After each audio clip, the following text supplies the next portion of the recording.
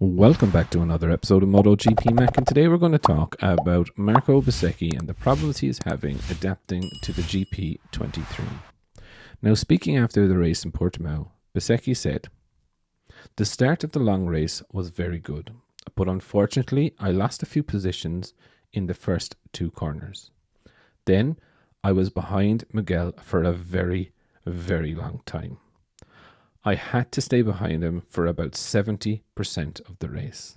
However, once I passed him, I was able to go a little bit faster, and with so many riders crashing out in front of me, in the end I ended up 6th. He was then asked to give some insight into what is going on with the GP23, and he said, "In general, we've made an awful lot of progress. Compared to Sepang and Qatar, I feel a lot better on the bike. I am especially strong when in braking, but it's the entrance into the corners and even more so on the apex on the right hand side I do not feel good yet. A number of riders are even stronger here, but this is something we will concentrate on fixing." He then went on to say, what is even more strange is that the more that the tyre wears down over the race distance, the smaller the problem becomes when turning into the corner. Also, he said, the bike feels very different when I ride alone. But all in all, it is better to have this and we will keep working with it.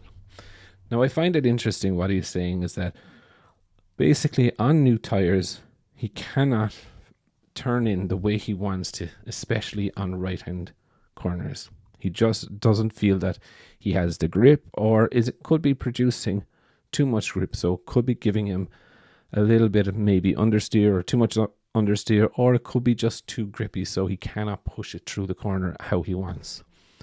But it is good to see that he is starting to find some positives on the bike, because those are the things that are going to keep him going.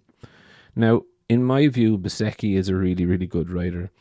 And it is interesting to see him having these issues, especially as, he was going to go to Pramac, but was asked by Rossi, in my belief, to stay with Rossi for the future.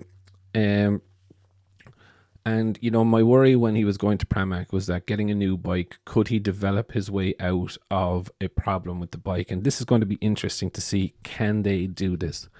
Now, if you do remember, Pecco was also the one complaining about the turning in on the GP23, and they do ride very similar. What I did also mention on the podcast is that, all the satellite Ducatis this season are on the first version of the GP23. They're not on the season-ending version of the GP23. And that was the bike